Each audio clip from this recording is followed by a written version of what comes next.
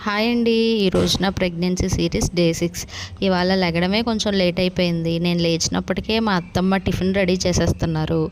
నేను లేచి ఇల్లు తుడుస్తున్నాను. మా పెద్దోడు లేచాడు. లేచిన వెంటనే వాడి బొమ్మలన్నీ తీసి నీట్గా సర్దేసుకుంటున్నాడు.